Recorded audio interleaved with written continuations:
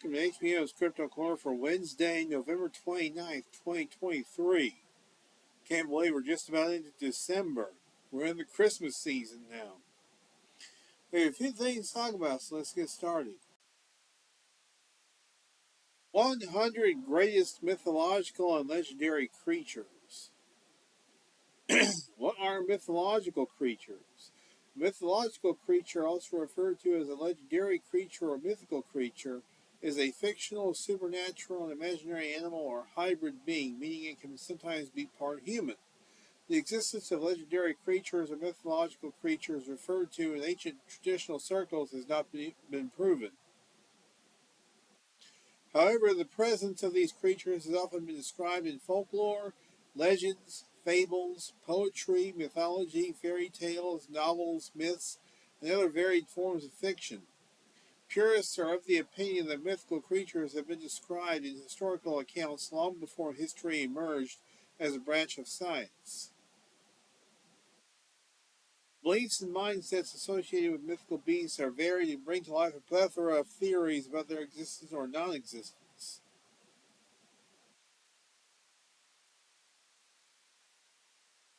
We have creatures like the werewolf, the dragon, the chimera, the Loch Ness monster, mermaid, yeti, basilisk, sphinx, medusa, griffin,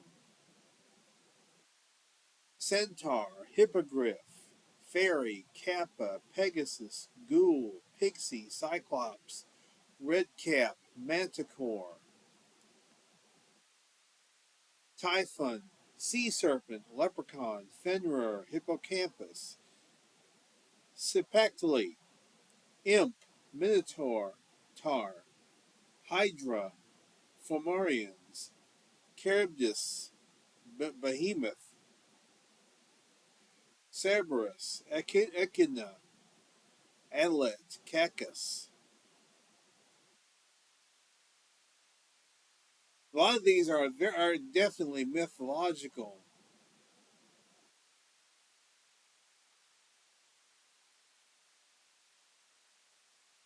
But some of them may have a basis in fact. The Yeti may be real. Loch Ness Monster may be real.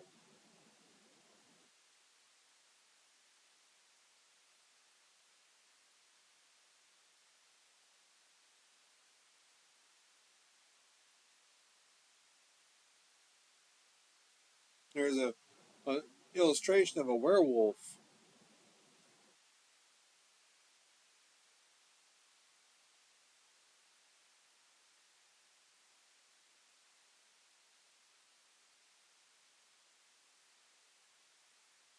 So we just have this list of 100 mythical beasts, or what may be mythical beasts.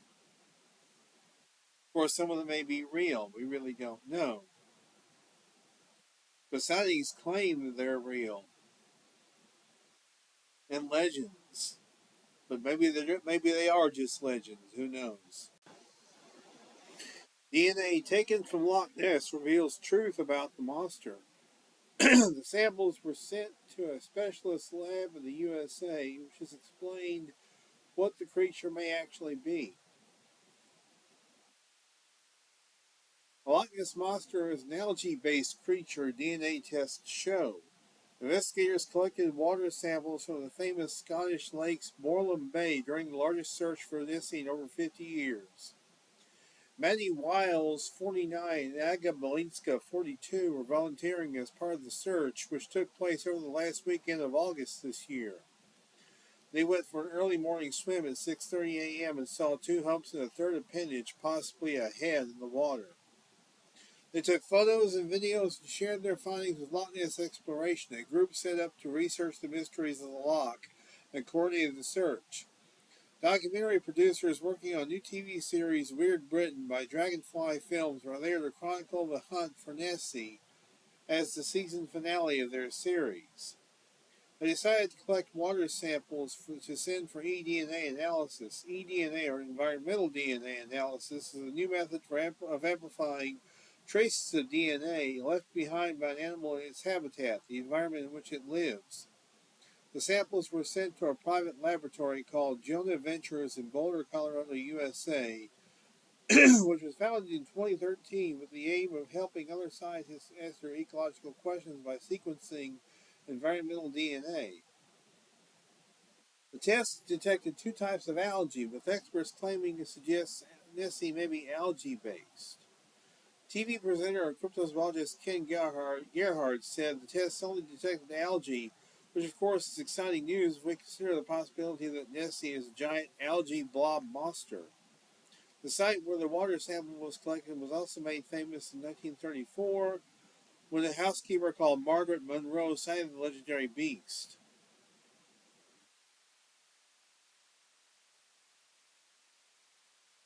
I thought that I had heard somewhere that Ken was actually joking. It was actually a joke, and the press took it seriously that Nessie was an algae-based creature.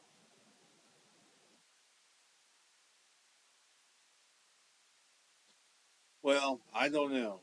An algae-based creature? I wouldn't think so. It has to be based on something.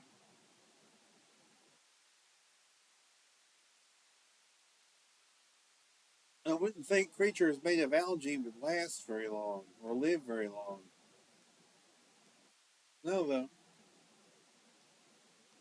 Of course, Nessie can be entirely mythological. We don't know that for sure.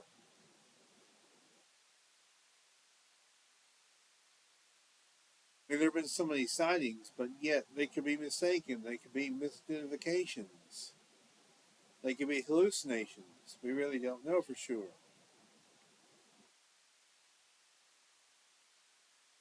Whatever it is, it's very interesting and very fascinating. Minnesota hunters report Bigfoot sighting. A mother and son hunting in Minnesota could not believe their eyes when they spotted a sizable bipedal creature that may have been Bigfoot. The possible Sasquatch sighting reportedly occurred in early October as Susie and Jeff Stanley were driving along a trail in search of birds to bag at the state's Mud Goose Wildlife Management Area.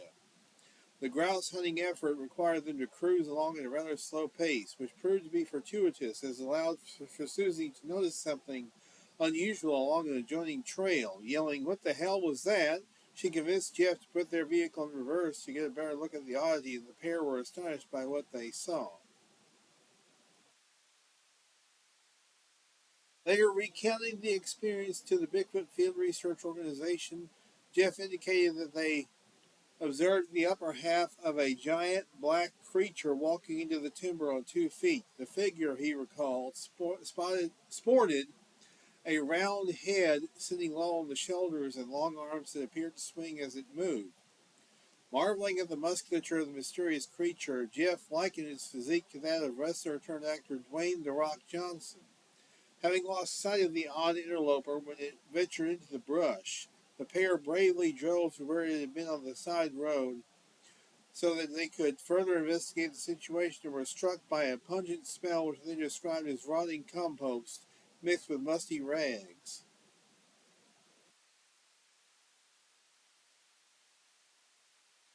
Now, again, could this actually be a sighting, or could this be a hallucination?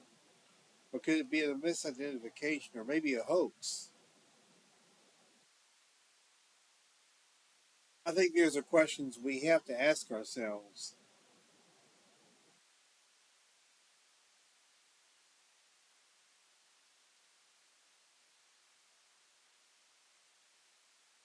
I mean, Minnesota is known for Sasquatch reports, but who knows? Who really knows? Who really knows? Not a jaguar, not a cougar, not a bobcat. Mystery cat prowling Phoenix Mountains Preserve. It's not a jaguar, mountain lion, bobcat, or house cat, according to the Jim DeVos with the Arizona Game and Fish Department. Good afternoon, everyone, and thanks for joining us for 12 News at 4. I'm Tram Mai. A viral video right here showing an unidentified animal in the Phoenix Mountain Preserve has a lot of people guessing, what could that be? 12 News journalist William Pitts shows us even the experts are guessing. Admittedly, the video is not that great. You're looking at that little black spot in the middle. Wait for it to move. It slinks over some rocks. The original poster said this was in Phoenix Mountain Preserve near Cave Creek Road in Peoria. They had one question. What is this thing? Comments on Reddit went from house cat to jaguar to chupacabra to, well, of course, it went to aliens eventually. We showed the video to a team from Arizona Game and Fish and Southwest Wildlife Conservation Center. That's pretty far. It looks pretty far away. I don't think it's a domestic cat, but I You don't think it's a cat? Not a domestic cat. They were just as baffled as everyone else. In the end, it was easier to figure out what this thing is not. It's clearly not a mountain lion or a bobcat. We have ocelots, rarely. It's not an ocelot, they're a spotted cat. And then bobcats, which are spotted. It's probably not a bear, not with a tail like that. Jaguars, we've only ever seen a handful of them over 30 years, and all of them are down by the Mexican border. This is in the middle of Phoenix, so not anything local. It's most likely an animal that was in captivity that escaped. Jim DeVos with Game and Fish is guessing it's an exotic animal, something brought into the valley illegally that either got out or was abandoned. Maybe a black cougar, black panther, who knows? But Game and Fish is not going after it. I think until we see some type of unacceptable behavior, a close encounter with a human, an aggressive encounter with a human, then it's out there, and the chances of us being able to go out and find that particular animal again, unless it's constantly getting into trouble, is very, very slim. So whatever this thing is, it's still out there, and it's still unidentified. William Pitts, 12 News.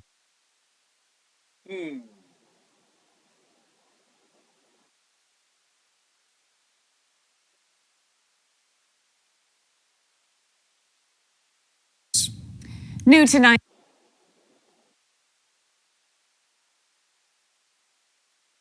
Interesting story. Well, it's on video, whatever it is. Is it a black panther? Is it a black cougar? Is it a jaguar? Jim DeVos says it's not a jaguar or a mountain lion. That it may be an exotic animal that was released or escaped somehow.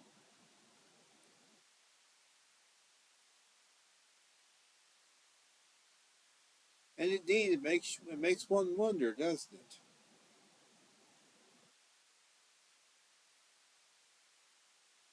It doesn't seem to be a domestic house cat, that's for sure. Whatever it is. All we know is what we see on the video. We know it's something like a large cat of some sort. How did it get there? Who knows? Maybe we'll find out one of these days. Maybe somebody will actually catch it. I am a bit concerned that they would say that they're not going after it. I would at least try to capture it before it tries to hurt a human.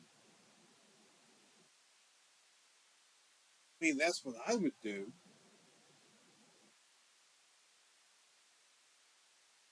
Sort of, you might say, a preventative measure. Because it only takes a few seconds for a large creature to strike at perhaps a little child or an adult. Hopefully it won't take such a tragedy to find out what this is and where it came from. I just finished Matt Pruitt's latest book, or his new book, The Phenomenal Sasquatch, last night. And here's my review. Great, if a bit on the dry side.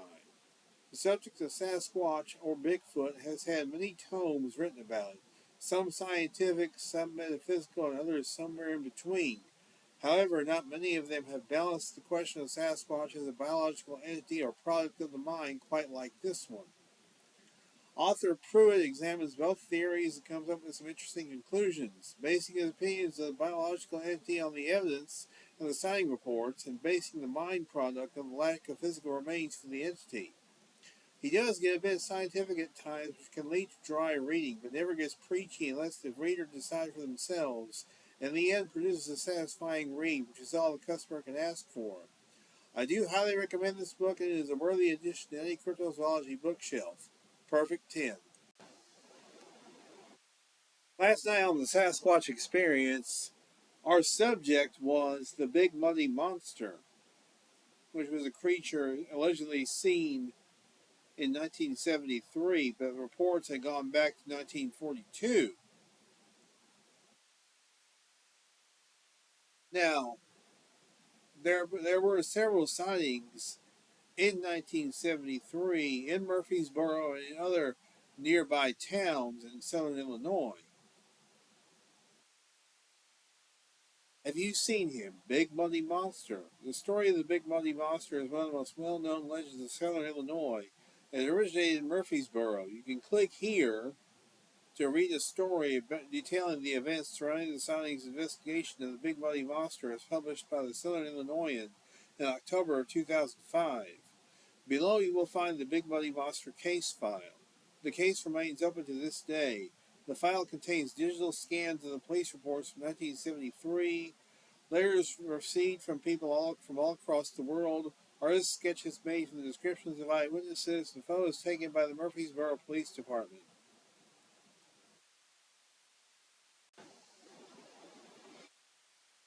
And here are the reports. Now, interestingly enough, Sean Forker pointed out that they were not in chronological order. They were out of sequence. But these are the original reports, digitally scanned. The original reports from 1973.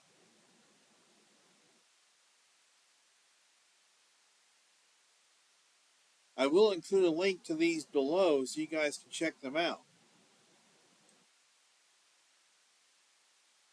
Now here's what appears to be a footprint of some sort.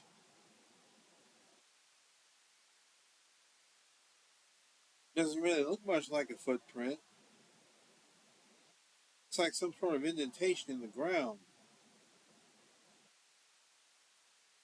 Apparently it was in soft mud. Here's a sketch. Another rudimentary sketch, you can see that. There's another sketch. And yet another sketch. There are no photographs of the alleged Big Muddy Monster. They're just sketches. Here's some letters.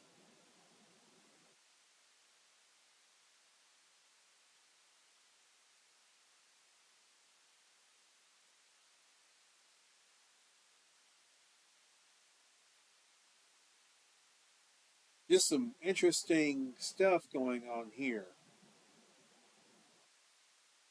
Now, interestingly, it was a white creature flecked with mud. It was covered with mud, and there was even an allegation that it was all a hoax. But one has to wonder, why would anybody perpetrate a hoax in gun country, which the Murfreesboro area is?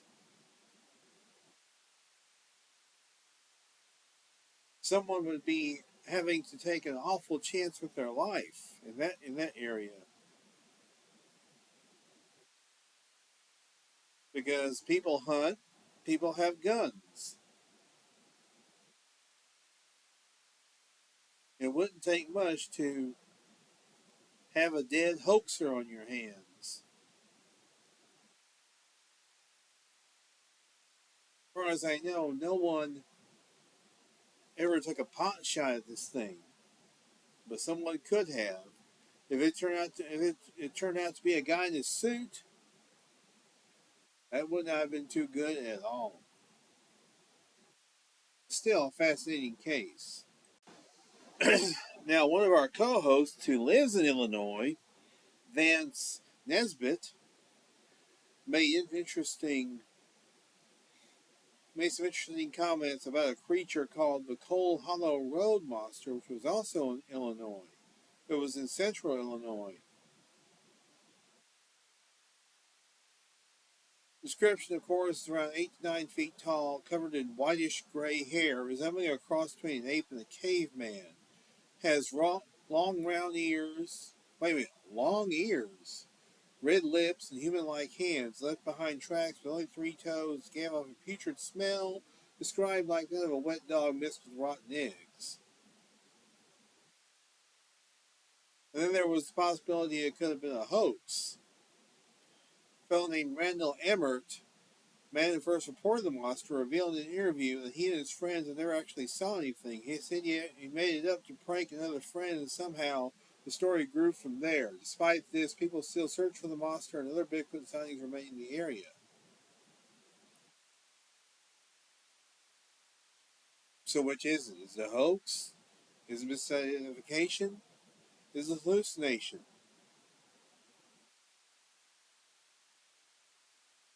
This was in 1972, right around the time of the sightings at Murfreesboro. If indeed it was an actual creature, was it the same creature that was seen in Murfreesboro? You can see a couple of sketches right here. This one is more in line with what Momo looked like.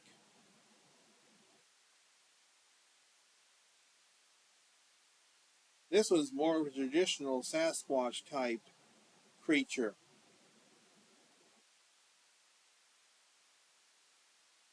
Well, I suppose both of them are more traditional Sasquatch type creatures. But this one appears to have hair over its face, a la Cousin It.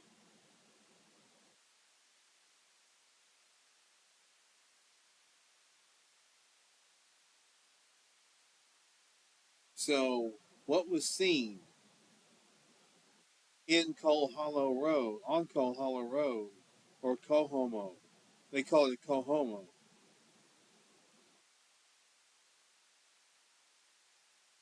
We may never know. We may never know. And for those going to the 2024 Ohio Bigfoot Conference, the VIP tickets, go on sale this Saturday.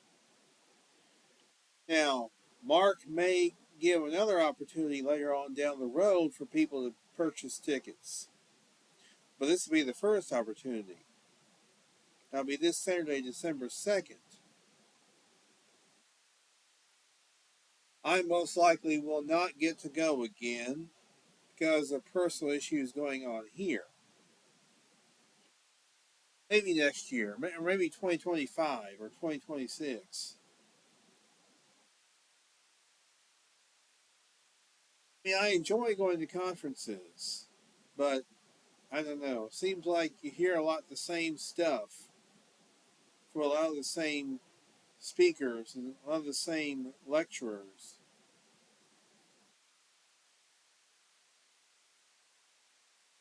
And it gets a little tedious and boring after a while.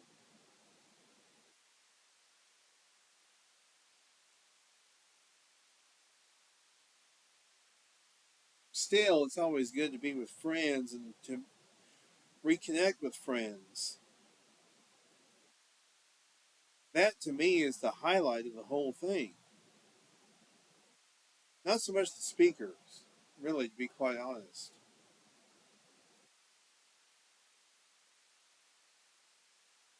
Anyway, I hope everybody enjoys themselves at the OBC 2024. Like I say, I am hoping to be able to go in 2025 or 2026.